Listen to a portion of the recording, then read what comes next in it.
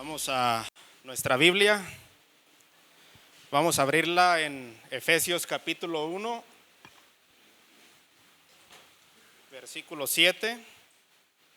Vamos a desarrollar el tema de este versículo.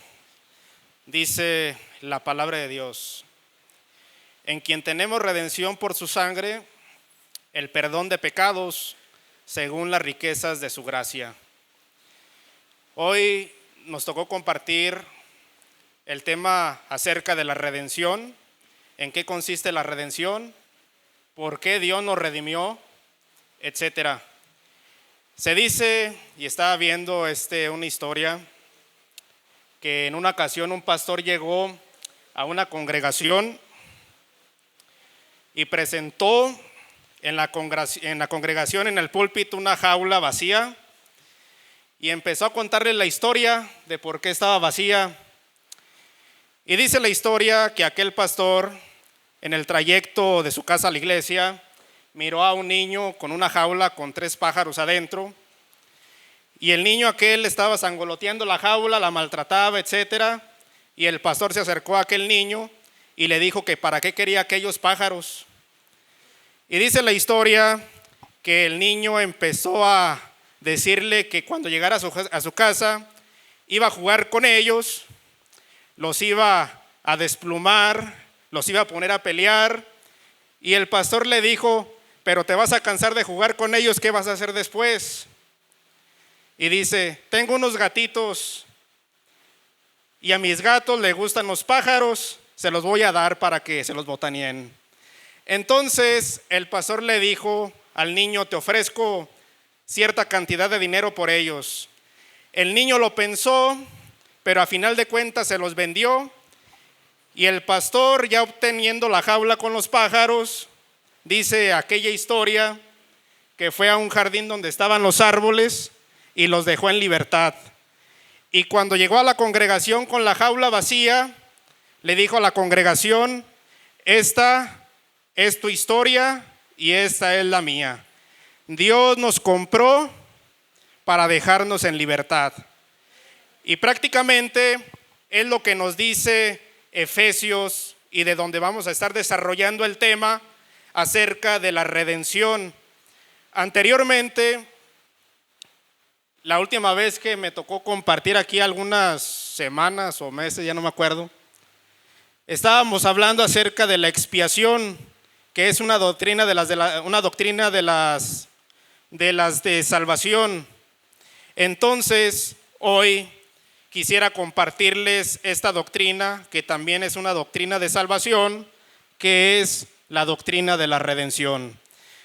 Dice en Efesios capítulo 1, versículo 7, dice: en quien tenemos redención por su sangre, el perdón de pecados, según las riquezas de su gracia. La Biblia presenta al ser humano como un esclavo. No un esclavo político, no un esclavo social, no un esclavo del trabajo, no un esclavo de algunos vicios. Lo presenta como esclavo del pecado, estando bajo el dominio del pecado. Por ejemplo, Jesús dijo: todo aquel que hace pecado, esclavo es del pecado. Desde la caída de Adán, toda la humanidad nació bajo el dominio del pecado. Desde la caída de Adán, ningún ser humano es capaz de redimirse a sí mismo por sí solo. ¿Por qué? Porque no tiene los medios. Pero, sin embargo, el Evangelio anuncia la gloriosa noticia de que Dios intervino para rescatar al hombre mediante la obra de Jesucristo. Ahora, si notan, el versículo 7 de Efesios 1 dice: en quien tenemos redención por su sangre, el perdón de pecados según las riquezas de su gracia. Entonces, en este estudio, en esta enseñanza, responderemos algunas preguntas fundamentales que nacen de este texto. Y una de las preguntas es: ¿dónde se encuentra la redención? ¿Cuál fue el precio de nuestra redención? ¿Qué beneficios produce la redención? y cuál fue la causa de la redención de Dios hacia el pecador. Entonces vemos que la base del cristianismo bíblico es el Evangelio. Si queremos comprender el plan de Dios para la humanidad, es muy importante, es muy indispensable entender que el corazón del Evangelio está en el concepto de la redención, porque desde el principio hasta el fin de la palabra estamos mirando ese concepto. Y en la Biblia la redención se refiere al rescate que Dios otorgó a los creyentes a través de la muerte de Jesucristo sobre la cruz. Entonces, el término básico de la redención es liberado mediante el pago de un rescate. Esto inmediatamente tiene varias implicaciones. Primera, debe de haber un rescatado. Segundo, tiene que haber uno que rescata, el redentor, y algo por lo cual la persona es rescatada, el precio. Entonces vemos que la Biblia es muy clara en definir todo esto. Los rescatados somos nosotros, el redentor es Dios en Jesús, y somos rescatados nosotros del pecado y de las consecuencias por un alto precio que fue la sangre de su Hijo Jesucristo. Amén. Vamos a orar, hermanos. Vamos a ponernos en las manos del Señor y que sea Dios el que nos hable a través de esta enseñanza. Entonces, vamos a orar y a ponernos en las manos del Señor. ¿Sale? Señor, te damos gracias, Padre, en el nombre de Jesús, porque tú eres bueno, porque tú eres misericordioso, Señor. Ayúdanos, Señor, a poder entender esta enseñanza, Señor. Ayúdanos a aferrarnos a ti, a aferrarnos a ese sacrificio en la cruz, por la cual hoy podemos tener libertad para servirte, para amarte, para hacer tu voluntad, Señor. Te lo pido en el nombre de Jesús, dame la gracia para poder transmitir tu mensaje con claridad, Señor, y que mis hermanos puedan atesorar esta palabra en sus corazones. En el nombre de Jesús, amén. Empecemos con la primera pregunta. ¿En quién tenemos redención? La respuesta, pues, normal y naturalmente es en Cristo. El texto dice, en quien tenemos redención. Entonces, la redención, la obra de la redención se basa y es importante porque la persona es importante y esa persona es Jesucristo. Entonces, antes de hablar del precio de nuestra redención, en el texto, Pablo dirige nuestra mirada, toda nuestra atención hacia la persona del Redentor que es Jesucristo. Pablo no dice tenemos redención en una religión, no dice tenemos redención en nuestras buenas obras o en la moralidad que nosotros podamos ejercer. Pablo dice en quien tenemos redención, y ese en quien tenemos implica que es una persona, y esa persona ¿quién es? Jesucristo. Entonces, basándonos en esto, la salvación no descansa sobre un sistema religioso. La salvación descansa sobre una persona, y toda bendición espiritual es inseparablemente de Cristo. Entonces, la redención solamente se encuentra en Él, en esta persona. El hombre siempre ha intentado acercarse a Dios por distintos caminos. Algunos han querido redimirse haciendo ciertos rituales. Algunos han querido redimirse sus pecados haciendo mandas. Algunos han querido redimirse practicando moralidad, yendo a la congregación, practicando una religión. Pero sin embargo no les alcanza, porque las buenas obras no alcanzan para poder redimirse a sí mismo. ¿Por qué? Porque todo el ser humano está bajo el dominio del pecado. Todo el ser humano está esclavizado. Todo el ser humano no puede redimirse a sí mismo. ¿Por qué? Porque está atado. Y en esa condición nos encontrábamos cada uno de nosotros. Entonces vemos aquí que la redención no es un lugar, no es una religión, no es una iglesia. La redención está en Cristo. Y aquí la expresión en Cristo aparece repetidas veces en la carta de Efesios. Pensemos, por ejemplo, en un náufrago que está en una isla. Esta persona está aislada de la sociedad y de repente pasa un barco por aquella isla y esta persona dice: yo conozco el barco que me va a salvar. Pero sin embargo, esta persona no es salvada simplemente por conocer el nombre del barco.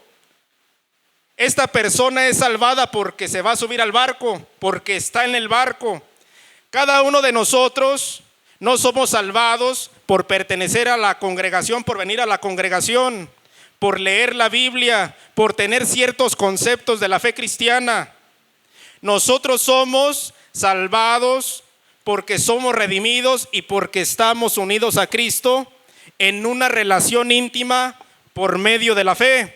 Entonces, por ejemplo, Pablo, a través del capítulo 1 de Efesios, nos dice que en Cristo somos escogidos, en Cristo somos adoptados, en Cristo somos aceptados, en Cristo somos redimidos, en Cristo somos perdonados y en Cristo somos sellados por el Espíritu Santo.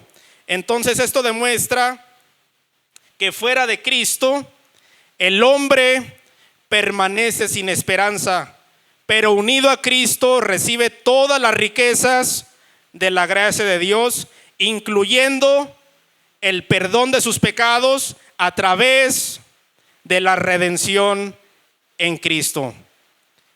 Y esto nos lleva a que solo Cristo, solamente y exclusivamente, únicamente Él podía ser nuestro Redentor. Y aquí surge una pregunta muy importante y una pregunta inevitable: ¿por qué solamente Cristo podía redimirnos? Yo le invito a que vaya al Salmo 49:6.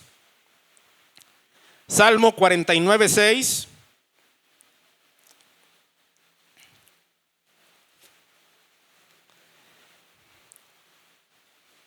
Salmo 49:6 al 8.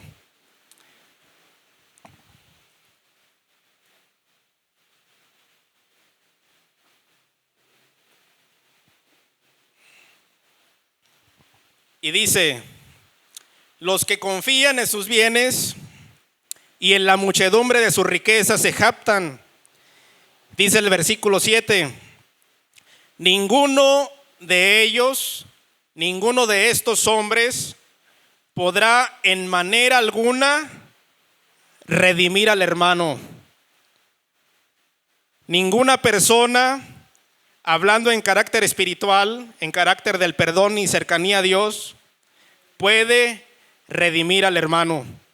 ¿Por qué? Porque podemos ver que en otras circunstancias se podía redimir. Por ejemplo, Boaz redimió a Ruth y había ciertas leyes de redimir a ciertas personas bajo ciertas condiciones, pero hablando en un carácter espiritual, en un carácter que solamente Dios puede perdonar, el ser humano no tiene la facultad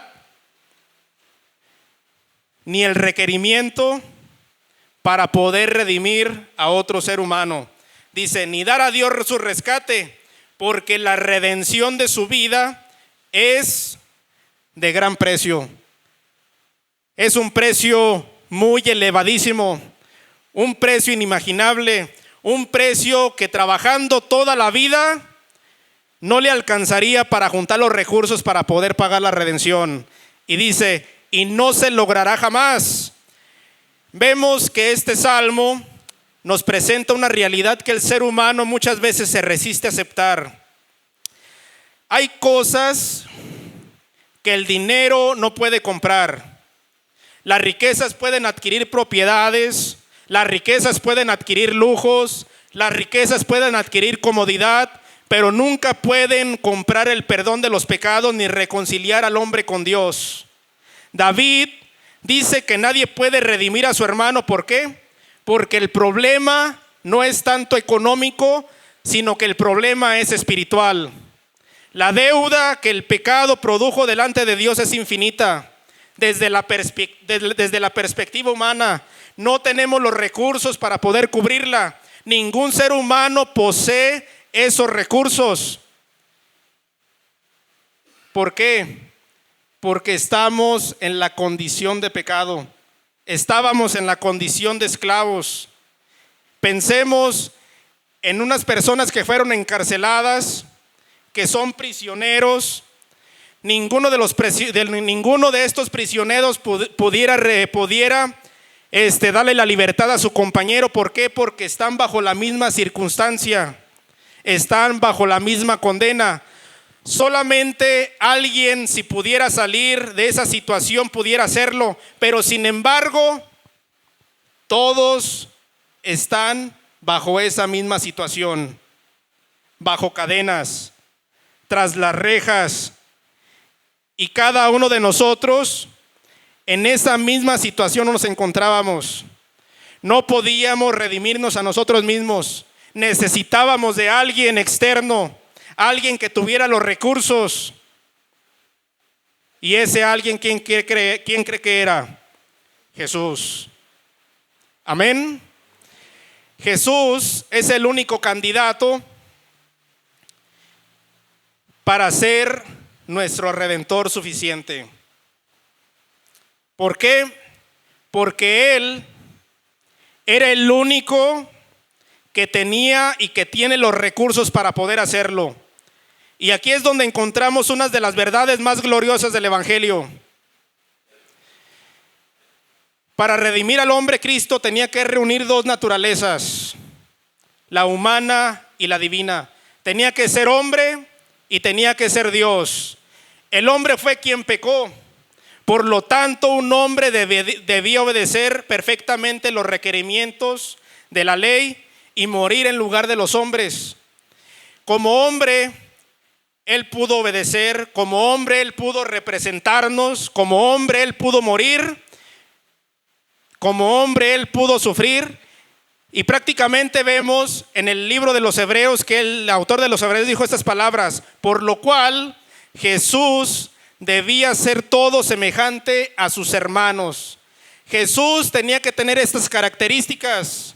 Tenía que ser una persona, tenía que ser alguien como nosotros, tenía que ser como nosotros para poder representarnos. El autor de los Hebreos dice que Él no vino para socorrer a los ángeles, sino ¿para qué? Para socorrer a los descendientes de Abraham. Y tenía que hacerse humano para poder hacerlo. Pero sin embargo también tenía que ser verdaderamente Dios. ¿Por qué? Porque si Cristo hubiera sido solamente un hombre perfecto, su sacrificio jamás habría podido salvar a miles de personas alrededor del mundo. El valor de un sacrificio depende del valor de quien lo ofrece. Y Cristo tenía los recursos. ¿Por qué? Porque Cristo es y sigue siendo Dios. Y solamente Él puede redimirnos de nuestros pecados. Y así lo hizo. Entonces la Biblia afirma claramente la humanidad y la deidad de Jesús. Y aquí surge una pregunta: ¿quién es Jesús? Jesús es el Dios que se hizo hombre. Jesús vino a este mundo en carne humana. Él voluntariamente puso a un lado el uso independiente de sus atributos y actuó únicamente bajo la dirección del Padre. Jesús decía: glorifícame, oh Padre, con aquella gloria que tuve contigo antes que el mundo fuese. Él era totalmente humano, un humano en todos los sentidos, excepto que Él no tenía pecado. El Hijo de Dios entró en el mundo como el Hijo del Hombre al ser concebido por el Espíritu Santo en el vientre de María. Aquel que vino al mundo por ese nacimiento virginal, vivió una vida virgen. Prácticamente vivió una vida perfecta, absolutamente. Jesucristo nació milagrosamente, vivió milagrosamente y resucitó milagrosamente y dejó este mundo milagrosamente. Esto no significa que Dios se convirtió en un hombre, ni tampoco que Dios dejó de ser Dios para ser un hombre, sino que permaneciendo como Dios, asumió otra naturaleza, y esta es la humana, uniendo esta, la naturaleza divina, en un solo ser o persona, Jesucristo, verdadero Dios y verdadero hombre. Entonces, ¿quién es Jesús? El Dios que se hizo hombre, y como hombre tenía necesidades como cada uno de nosotros. Tenía cualidades como cada uno de nosotros. Jesús como hombre, cuando estaba cansado, dormía. Jesús, dice la palabra de Dios, que crecía en estatura, en sabiduría, y dice que la gracia de Dios estaba sobre él. Como hombre tenía sentimientos. En el momento que Lázaro murió, dice la Biblia que Jesús lloró. En el momento que fue con la samaritana, dice que le pidió agua y estaba cansado. Y después de la resurrección, en el camino a Emaús, teniendo el encuentro con sus discípulos, ellos pensando que era un espíritu, Jesús le dijo estas palabras en Lucas capítulo 24, versículo 33.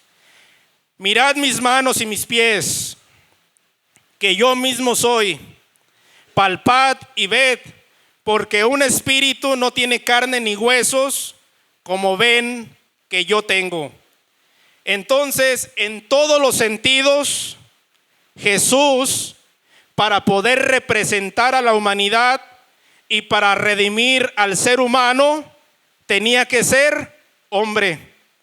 Y para que su sacrificio fuera y tuviera suficiencia para poder comprarnos a ese gran y alto precio, tenía que ser Dios. Entonces, ¿quién es Jesús? Primeramente, el Dios que se hizo hombre. En segundo lugar, el Dios que es un ser humano. Y como Dios, Él también tenía ciertos atributos que solamente son pertenecientes a Dios. Por ejemplo, dice la palabra de Dios en el profeta Isaías que Dios creó los cielos y la tierra Él solo, no necesitó de nadie. Pero sin embargo, en Juan capítulo 1 le atribuye eso a Jesucristo. Dice que en el mundo estaba y el mundo por Él fue hecho. Y dice que todo fue creado por medio de Él y para Él. Jesús no necesitaba que le enseñara nada, porque Él conocía todo lo que había en el hombre. Jeremías dice: engañoso y perverso es el corazón del hombre, ¿quién lo conocerá? Y luego responde: yo, el Señor, que escudriño la mente y prueba el corazón para dar a cada uno conforme a sus obras. Pero sin embargo, estas palabras se le atribuyen a Jesucristo cuando dice que no había necesidad que le enseñaran. ¿Por qué? Porque Él conocía todo lo que había en el ser humano. Como hombre, como Dios, Él tenía y era todopoderoso, iniciando desde el momento de la creación. Él tenía el poder para crear las cosas de la nada. Él tenía el poder y el control sobre el mar y el viento. Los discípulos decían: ¿quién es este hombre que aún el mar y el viento le obedecen? ¿Por qué? Porque siendo el creador de todo, Él tenía el control de todo. Pero sin embargo, como Dios, también tenía la facultad de dar vida a los muertos. Lázaro, sal fuera. Pero no simplemente se quedó en alguien externo.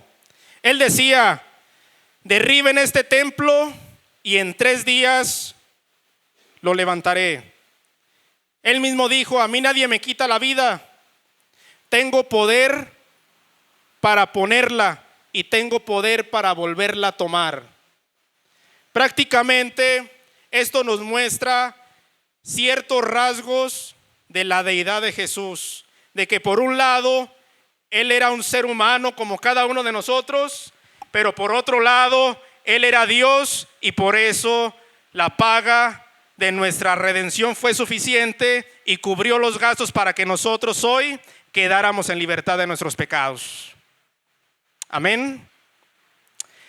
Entonces vemos que aquí llegamos a este punto, que no fue únicamente la sangre lo que dio eficacia al sacrificio, fue la sangre del Dios que se hizo hombre. Pablo no exalta solamente la cruz, exalta a aquel quien murió en la cruz. El sacrificio posee un valor infinito, suficiente para salvar perfectamente a todos los que creen en Él. Entonces, Él tenía que ser verdaderamente hombre y tenía que ser verdaderamente Dios. Hombre para representar a la humanidad y morir en lugar de los hombres, y Dios para que su sacrificio tuviera un valor infinito suficiente para satisfacer la justicia divina, y solamente Jesús cumplía ambas condiciones. Por eso Pablo dice: porque hay un solo Dios y un mediador entre Dios y los hombres, Jesucristo hombre, quien se entregó en rescate por todos.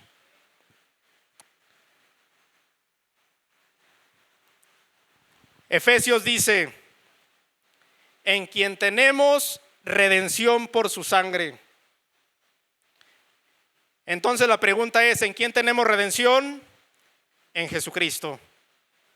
Antes de ir al sacrificio, apunta categóricamente a la persona que hizo ese sacrificio, a que esa persona es el Hijo de Dios con la naturaleza divina. Amén.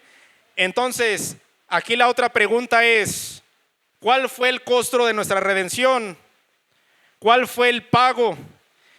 ¿Cuál fue el costo para que Dios pudiera redimirnos de nuestros pecados? Y la pregunta la da Pablo en ese mismo texto: en quien tenemos redención por su sangre. La sangre fue el costo para que nosotros pudiéramos ser redimidos. Entonces, vemos que la redención nunca fue gratuita para Jesucristo, fue gratuita para nosotros. Nosotros somos los beneficiados, y para poder comprender la grandeza de ese precio, debemos entender cómo el Nuevo Testamento describe la obra redentora de Cristo. Solamente Él tenía los recursos. Pensemos y vayamos al primer siglo, en la época del Imperio Romano. Por ejemplo, era muy común que los esclavos fueran vendidos en los mercados. Era muy común que los esclavos fueran subastados. Después de la guerra entre ambos imperios, aquel que vencía llevaba el botín y llevaba a los cautivos y los llevaban al mercado de esclavos para que fueran vendidos. Estas personas podrían haber sido muy inteligentes, podían haber sido muy cultas, muy doctas, y prácticamente le ponían una etiqueta para caracterizar cuáles eran sus cualidades, etcétera. Y según estas cualidades eran vendidos en subastas, y necesitaban que dieran el pago para poder quedar en libertad, pero sin embargo seguían terminando siendo esclavas de su nuevo amo. Entonces vemos que Cristo compró con su sangre y dio el precio para satisfacer las demandas justas de Dios, y para que así sea Dios el justo y el que justifica. Entonces, esta expresión acerca del mercado el mercado de Abás, iba a decir, el mercado de esclavos,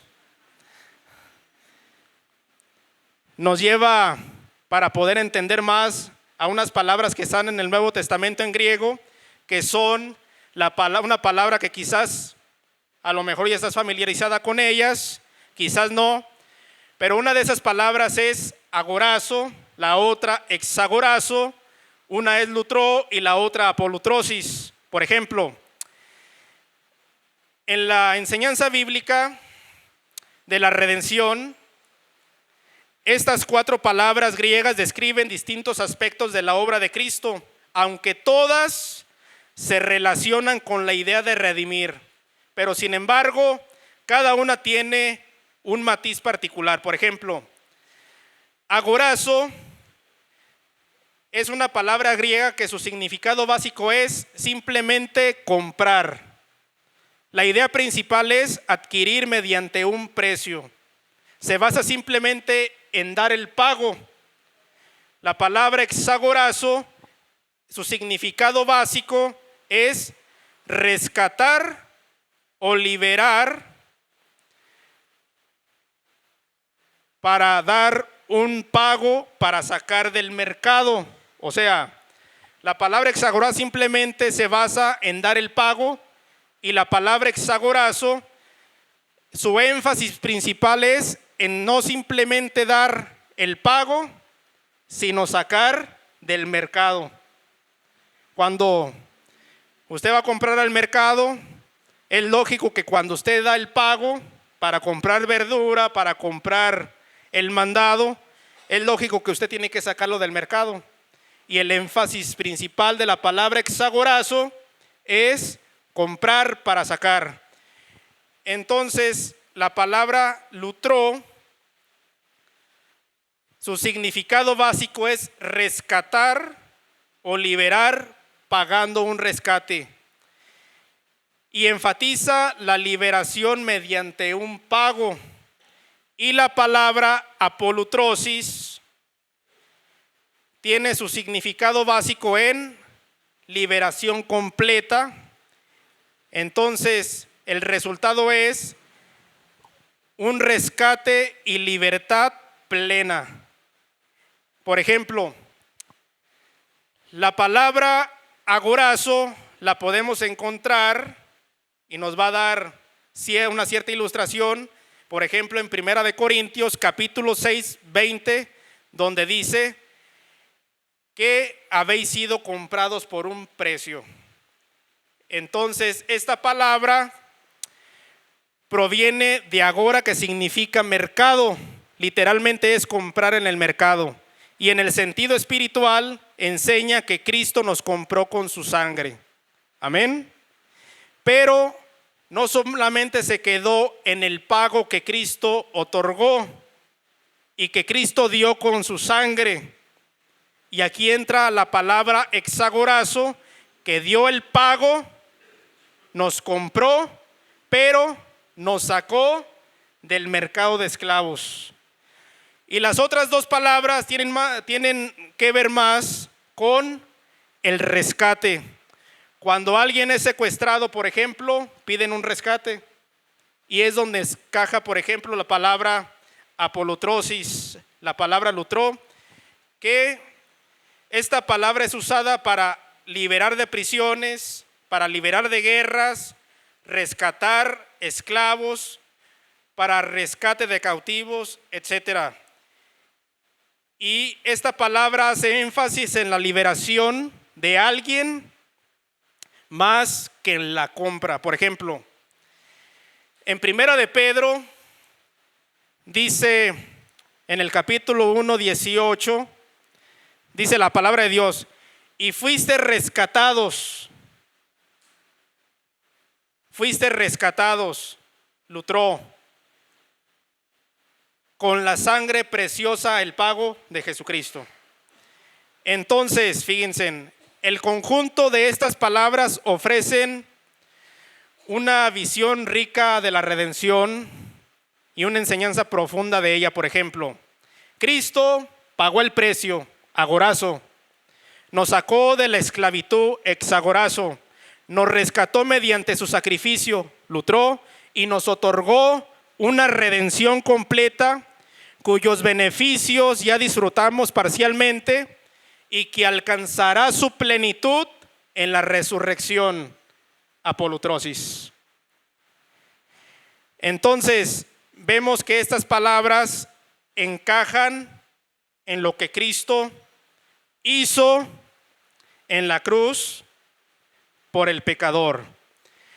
Entonces, vemos que Dios nos ofrece en el Antiguo Testamento una ilustración de esta verdad. Por ejemplo, en el Antiguo Testamento encontramos una de las historias más conmovedoras, una ilustración del amor redentor de Dios hacia un pueblo que era infiel, que se iba tras los ídolos, que hacía cosas que a Dios no le agradaban, que cometía pecado constantemente, que era infiel espiritualmente a Dios, y es la historia del profeta Oseas. Dice la palabra de Dios en el libro de Oseas que este profeta tomó por mujer a una mujer que se llamaba Gomer, y dice la Biblia que esta mujer se iba con sus amantes, de tal manera que llegó a la prostitución, era una prostituta. Tenía tantos amantes que prácticamente terminó siendo esclavizada. Y entonces pareciera pues que el profeta, pues ya a través de esa infidelidad, ¿quién no se sentiría pésimo a través de esa situación de una infidelidad? Pero sin embargo, esto estaba ilustrando la relación que Dios tenía con su pueblo Israel. De cómo, así como esta mujer Gomer era y caía en prostitución constantemente, así el pueblo de Israel estaba representando a aquella mujer que iba tras dioses ajenos cometiendo infidelidad. Pero llegó un momento donde Dios le dijo al profeta Oseas, a pesar de haber pasado esa situación de infidelidad, ve a donde tu mujer y vuélvela a tomar.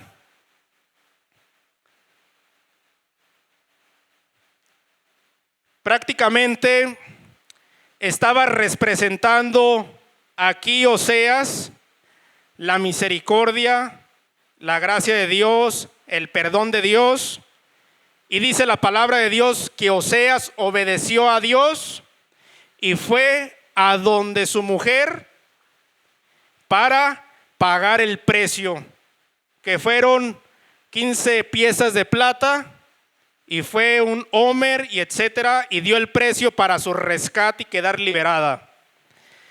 Entonces, de esta manera, Dios dio ese precio, pero no con plata ni oro, sino con la sangre preciosa de su Hijo Jesucristo.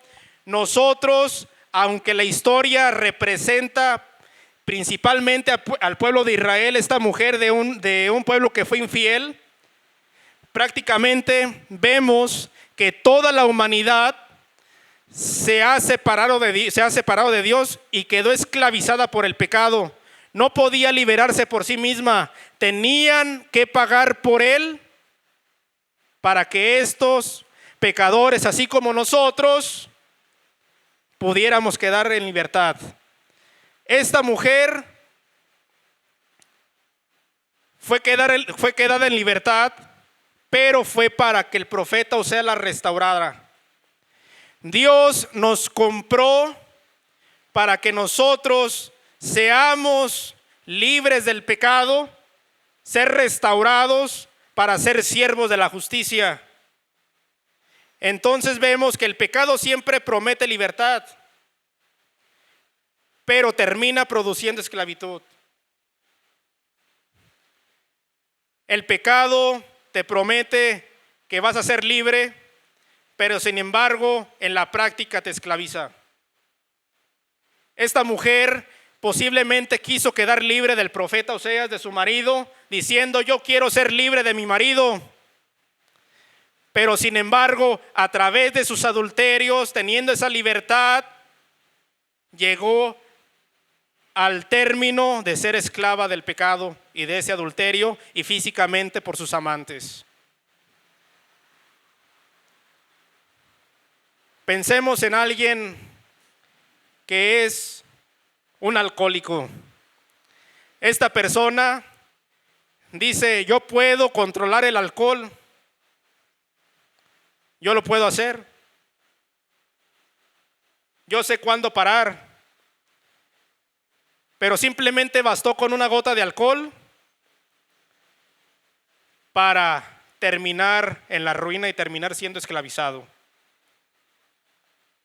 Esta persona quizás tiene las fuerzas de voluntad para poder dejarlo, pero no puede. ¿Por qué? Porque ya está esclavizado. Y dice: yo lo voy a dejar. Y empieza con esa buena intención, con esa fuerza de voluntad, y empieza a dejar un mes de tomar, empieza a dejar 2 meses de tomar, pero sin embargo llega al punto donde vuelve a tomar y cae nuevamente. ¿Por qué? Porque no se necesitan las fuerzas de voluntad para poder dejarlo.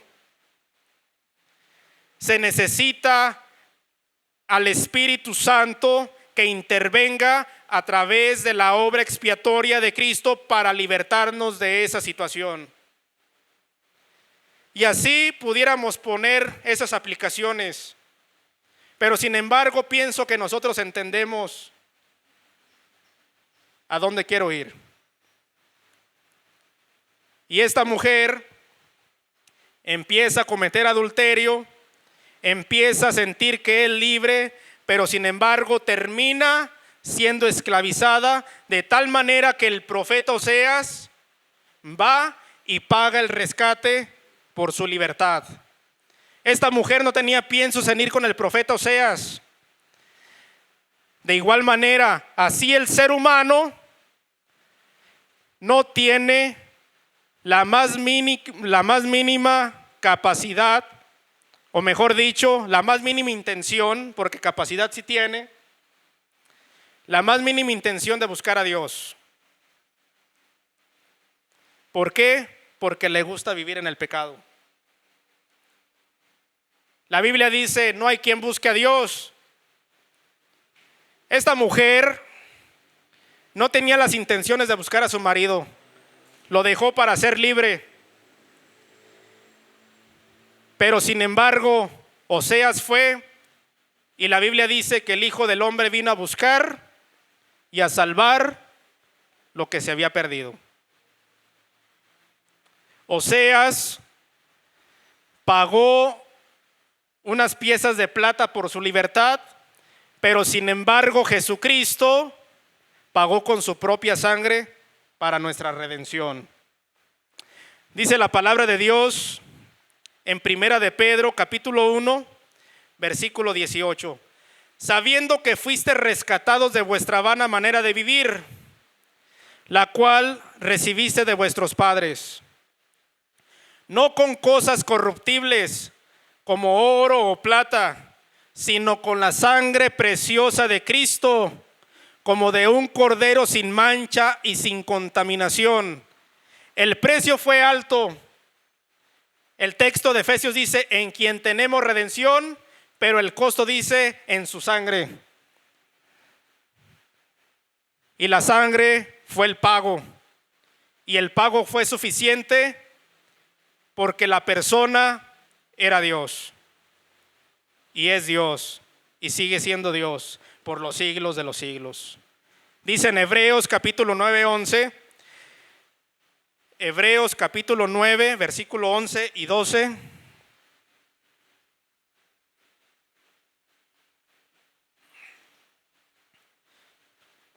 Pero estando ya presente Cristo, sumo sacerdote de los bienes venideros, por el más amplio y más perfecto tabernáculo, no hecho de manos, es decir, no de esta creación.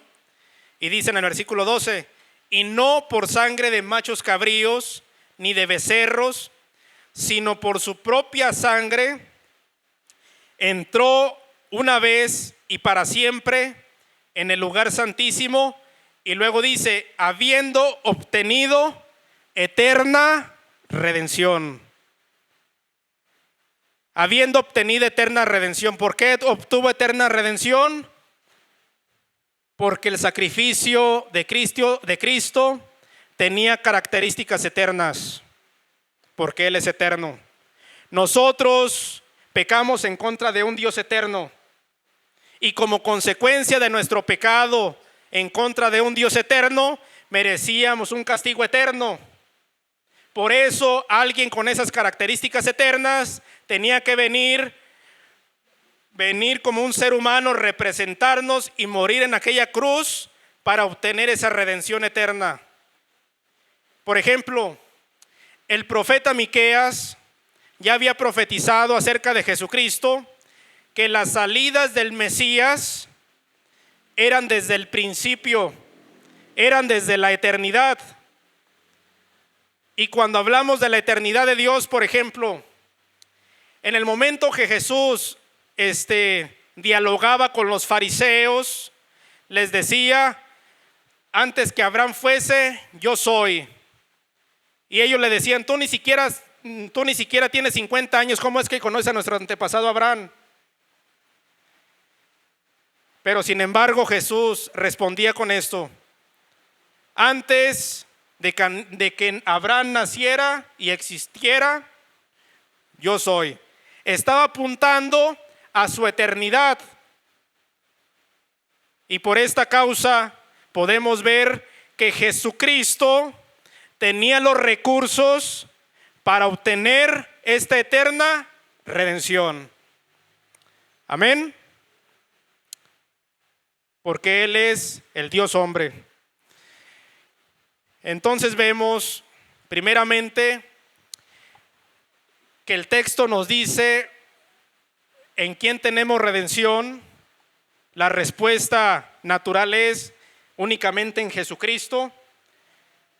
La pregunta es: ¿cuál fue el pago? La respuesta nos dice que fue su sangre. Y ahora respondemos, ¿cuál es la siguiente pregunta? ¿Cuáles son esos beneficios? Dice la palabra de Dios: en quien tenemos redención por su sangre, el perdón de pecados. Amén.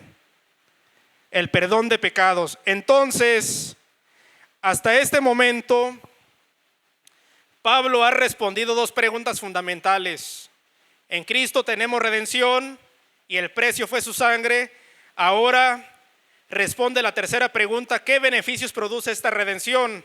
El primer beneficio que Pablo menciona no es la prosperidad, no es la paz emocional, no son las bendiciones materiales. El primer beneficio es el perdón de nuestros pecados. Pablo une inseparablemente la redención con el perdón, porque si no hay redención, no hay perdón. Porque dice la palabra de Dios que según la ley casi todo ha de ser purificado con sangre, y sin derramamiento de sangre no hay perdón de pecados. Entonces, la palabra perdón implica liberar, cancelar una deuda, quitar una carga. Entonces, el pecado había producido una deuda que el ser humano jamás podía pagar. Pero sin embargo, Cristo, mediante su sacrificio, pagó completamente aquello que nosotros no podíamos pagar. La redención no solamente cambia nuestra condición externa, también cambia nuestra relación con Dios. Y solamente Él podía perdonarnos porque Él es Dios. Llevaron a un paralítico delante de Jesús en una camilla, y Jesús le dijo: levántate y anda, tus pecados te son perdonados. Los fariseos estaban cavilando en sus mentes: ¿quién puede perdonar pecados si no solamente Dios? ¿Era correcto lo que los fariseos estaban diciendo? Solamente Dios puede perdonar pecados. Pero Jesús, teniendo este atributo de la omnisciencia, estaba sabiendo lo que habían pensado los fariseos, lo que estaban cavilando en sus mentes, y les pregunta: ¿qué están cavilando en sus mentes? Para que sepan que el Hijo del Hombre tiene la facultad de perdonar pecados, porque ¿qué es más fácil decir? Levántate y anda, o tus pecados te son perdonados. Ahora, si vamos al razonamiento de los judíos, el único que puede perdonar pecados, ¿quién es? Dios. Entonces, si Jesús perdonó pecados y según los judíos Dios puede perdonar pecados, ¿quién es Jesucristo? Dios. Y solamente siendo Dios, Él podía ejercer eso. ¿Por qué? Porque Él mismo iba a subir a aquella cruz para perdón de ellos. Amén. Entonces la cruz nos recuerda dos verdades. Nuestro pecado era tan grave que necesitó la sangre de Cristo. Era muy grave nuestro pecado. Pero sin embargo, el amor de Cristo fue tan grande que estuvo dispuesto a pagar ese precio para obtener el perdón. ¿Por qué? Porque el ser humano estaba destituido de la gloria de Dios y estaba esclavizado por sus pecados. Jesús le decía a los fariseos y a los judíos: si permanecen en mi palabra, serán verdaderamente mis discípulos y conocerán la verdad, y la verdad los hará libres. Y ellos respondieron: ¿cómo pues tú nos dices que vamos a ser libres y jamás hemos sido esclavos de nadie? Pero sin embargo, habían sido esclavos por los egipcios, habían sido esclavos por los babilónicos, habían sido esclavos por los griegos, y ahí estaban bajo el dominio del Imperio Romano. O sea, que eran esclavizados.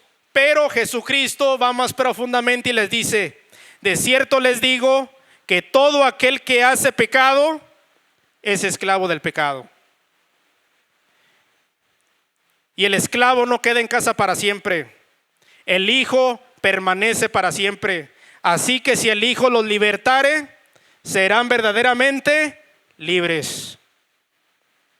Solamente libres. Solamente Jesús puede redimirnos.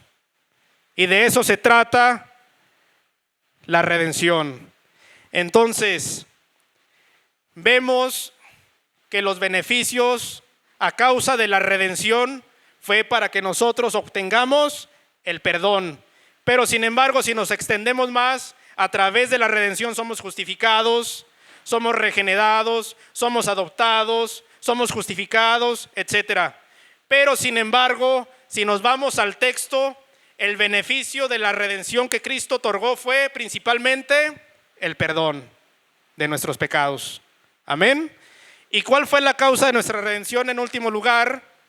Según dice el texto, las riquezas de su gracia.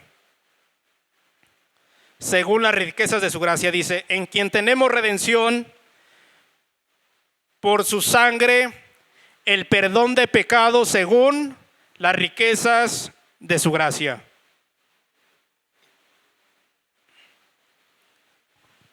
Entonces, fíjense, después de responder las tres preguntas anteriores: ¿dónde se encuentra la redención?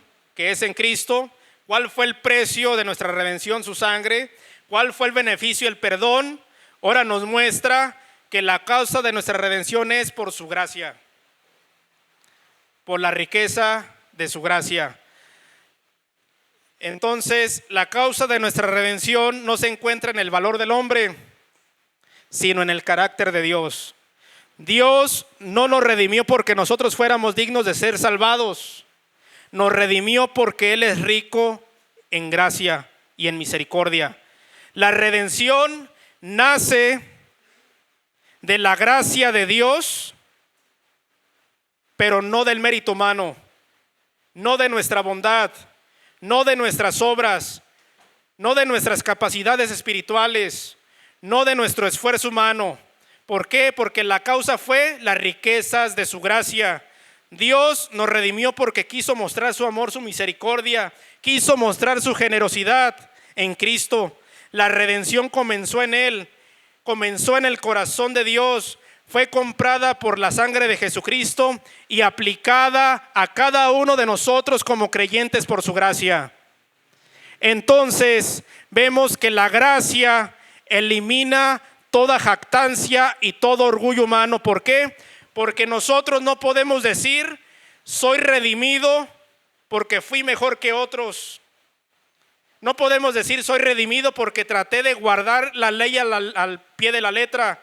Soy redimido porque fui a hacer una manda. Fue redimido porque trato de portarme bien. Soy redimido según, dice el texto, las riquezas de la gracia de Dios. El ladrón en la cruz es un claro ejemplo de cómo se manifestó la riqueza de la gracia de Dios.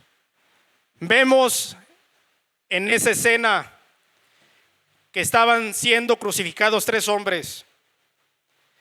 Había una sentencia, había 2 actitudes diferentes y había una oportunidad.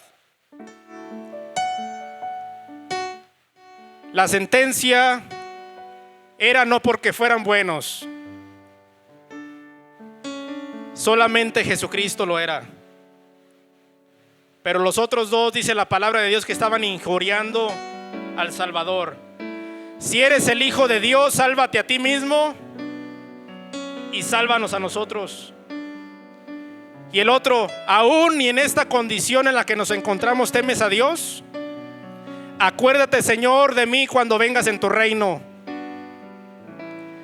Uno buscaba la vida terrenal. Si eres el Hijo de Dios, sálvate a ti y a nosotros. Quería ser salvado de la vida física. No miraba más allá de lo que estaba enfrente de él.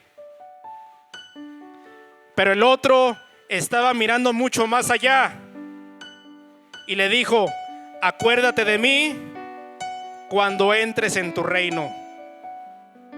Él estaba poniendo su mirada en lo eterno, no en lo terrenal. De cierto te digo que hoy estarás conmigo en el paraíso. Esta persona fue redimida no por lo bueno que fue, sino por la riqueza de la gracia de Dios para obtener eterna redención.